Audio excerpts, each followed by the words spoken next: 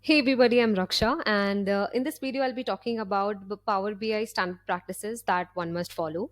So, I'll be covering the must follow tips and nice to follow tips. So, let's get started. So, if you can see here on the component, there are mainly three components to which the practices have been designed: data modeling, data visualization, DAX, and Power Query. Okay, so firstly, I'll be talking about data modeling. Always have a date table in your data model so that you ensure to have distinct dates in the model, and also the filtering takes place very smoothly when it comes to date.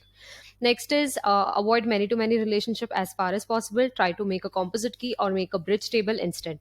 Why? Because many to many relationship will often bring ambiguity in the insights, and it will display false results, which you'd never want. So always try to create a composite key or a bridge table so that you have a distinct records to establish a one to many connection. Next is bring only those tables in the data model which are required. Disable load and include in the report refresh for the ones not required. Obviously, you as a good developer, you will only keep the data sets or the files which are required so that you don't increase the size of your data model. Okay. Next is always review the relationship which Power BI has created automatically. Delete redundant relationships. You can always create these when you need this in future. What happens is most of the cases Power BI has this auto detect relationship feature. So while creating insights, there may be chance that you would like to tweak the relationships on your own so that you come up with the right insight. So just make sure that whatever the relationship that you have created or that you have in your data model is exactly as per the requirement that is asked, so that you deliver the right results. Next, naming convention should not be technical in report, rather business meaning or based value must be there. So, as a developer, you must come across various technical jargons, but when you deliver the report to the end user or the business user, he does not know the technical jargon. So, in order to establish the more user friendly feature, make sure that you have this business oriented names in your report. Okay. So next is use only one decimal place or no decimal place if the number is more than one digit. This is generally advised. Always keep the search functionality on for the slices. Again, whenever you are working for any client, do not forget to add the client's logo. Then keep the x-axis or the y-axis title off wherever possible.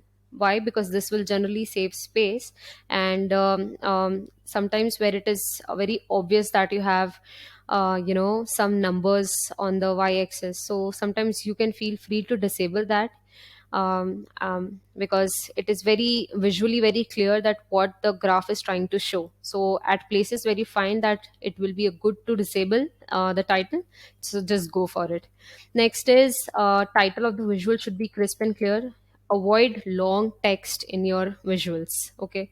Next is if you have currency in the data, make sure you add commas to it and keep values up to two decimal at max. Again, so commas are very important, especially for the clients you are working internationally. So the number system may vary, and so does the comma separation will vary. So make sure that you add commas to it and keep the decimal places at two at max.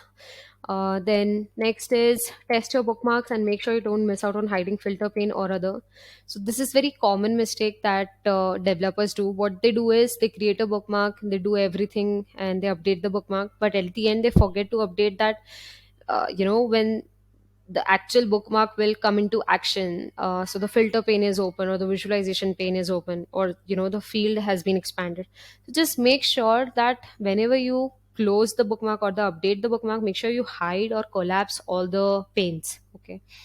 Then next is ensure seamless alignment of the slicers and all the visuals on entire report pages. This is again very common. You will never would want to miss out with your alignment capability, especially when you are a expert developer. So each and every visual has to be aligned, set properly, so that it looks very seamless. Okay. Then next is use distribute horizontally and vertically for alignment of the visuals. You can see that in the format option, so you can use that. Store all the measures in the separate table. This helps in searching your measures at a later stage when business user comes rushing to you to fix the problem. Okay, so basically what happens is there are these people who would like to just create a measure and then just save it, but they forget that where the measure has been stored. So for example, if I have data set 1 and data set 2 and I'm preparing some measure and it is there in the data set 2 table itself. So it is better that you organize your measures into a separate table, so that even you will find it easy where my measure is and what it is talking about. You will not face problems navigating to that measure. Next is store all your measures in a yeah, we have done this. Next is name your measure in a meaningful way. This is especially important if the data model has tons of measures. Yeah. So measure has to be again, it has to have a very proper meaningful name, so that you can navigate it properly. Avoid having long measure names, because this will again create a problem for you only. Then sometimes what also happens is there are 200s of measure in a report. It happens. So what people do is they create folder, and whatever the similar pattern measures are there, they try to organize those measures into those particular folder. Okay, so this will be an aid in organizing your report. Next is never perform any cleaning or transformation in Excel unless agreed with client. Ensure the flow is more automated. Okay, so sometimes what happens is there are some common errors that we see. Let's just remove one row, or let's just remove this column. So we, as a developer, it is very obvious at our technical end ki, yeah, we should remove it. But what happens is, for example, if the client has to work with the same file and has to come replacing the data again and again, so that might create some problem in near future. So it is always advised that if you want to do some Excel transformation, prior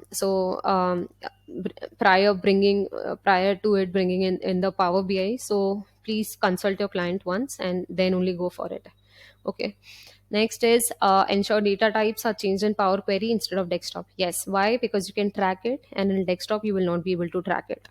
Next, format DAX through DAX formatter as a professional developer practice. Ensure to add meaningful description of the DAX code.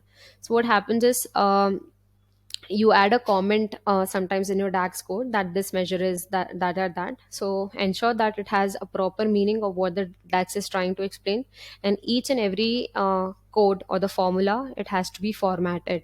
It has to have proper indentation and everything. It's just a professional practice. Next, do not create bidirectional relationships unnecessarily. Instead, use cross filter function. Obviously, this is very self-explanatory.